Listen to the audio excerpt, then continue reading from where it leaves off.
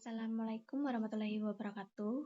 Perkenalkan, nama saya Alvin Alicia Putri Mahardika dari Prodi Pendidikan Guru Sekolah Dasar kelas 2C. Jadi materi kali ini akan saya sampaikan yaitu terkait dengan materi keterampilan menyimak dan berbicara. Jadi yang pertama itu ada menyimak. Jadi kalian udah tahu belum sih menyimak itu apa? Jadi menyimak itu pengertiannya sama saja dengan mendengarkan, tetapi dalam menyimak itu membutuhkan perhatian terhadap apa yang disimak lebih didekatkan lagi. Lalu mendengar. Mendengar itu adalah peristiwa tertangkapnya rangsangan bunyi oleh panca indera pendengaran yang terjadi pada waktu manusia dalam keadaan yang sadar. Lalu bagian-bagian dari keterampilan menyimak. Keterampilan menyimak merupakan bagian dari keterampilan berbahasa yang esensial. Karena menyimak itu menempati posisi yang penting bagi individu dalam kehidupan sehari-hari, baik itu di rumah atau di lingkungan sekolah. Lalu peran penting menyimak. Jadi menyimak itu berperan penting bagi keberhasilan akademik siswa. Melalui keterampilan menyimak, siswa dapat memperoleh keterampilan pengetahuan secara langsung yang dipaparkan oleh guru. Lalu keterampilan berbicara itu merupakan keterampilan yang sangat dibutuhkan setiap individu karena melalui berbicara setiap individu dapat mengomunikasikan apa yang kita kehendaki. Lalu yang kedua, ada peran penting berbicara. Berbicara itu memegang peranan penting dalam kehidupan sehari-hari.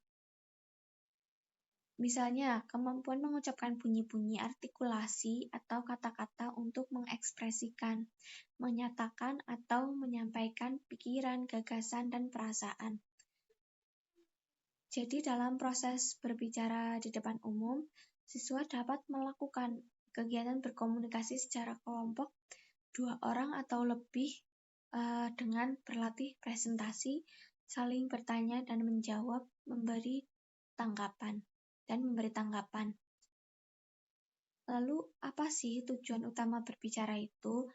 Jadi tujuan utama berbicara adalah untuk berkomunikasi agar dapat menyampaikan pikiran secara efektif. Lalu ada proses-proses menyimak. Jadi yang pertama itu ada hearing atau mendengarkan. Setiap siswa pasti melalui tahap ini, karena mendengarkan itu berkaitan dengan keterampilan mendengar yang bersifat pasif. Lalu yang kedua yaitu understanding atau memahami. Itu merupakan proses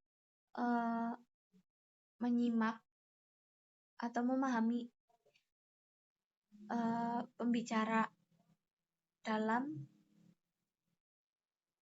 informasi yang telah disampaikan secara aktif. Lalu yang ketiga itu ada remembering atau mengingat. Jadi kemampuan menyimpan ingatan dalam suatu memori jangka panjang itu termasuk dalam remembering atau mengingat. Lalu yang keempat itu ada interpreting atau interpretasi, yang bermakna kemampuan untuk memahami suatu informasi yang diterima dan dapat menginterpretasikannya dalam bentuk perilaku atau visual. Dan yang kelima yaitu ada evaluating atau mengevaluasi. Jadi mengevaluasi itu sama aja seperti mengevaluasi atau menyimak dengan kritis. Menyimak dengan kritis itu ditunjukkan dengan siswa dapat menanggapi informasi yang disampaikan pembicara dengan cara memberikan argumen, memaparkan opininya, atau menyimpulkan isi pembicaraan. Dan yang terakhir yaitu ada responding atau merespon. Dikenal juga dengan menyimak interaktif. Jadi responding itu biasanya berlangsung pada saat kita bercakap-cakap atau berdiskusi kecil, berdiskusi panel atau debat.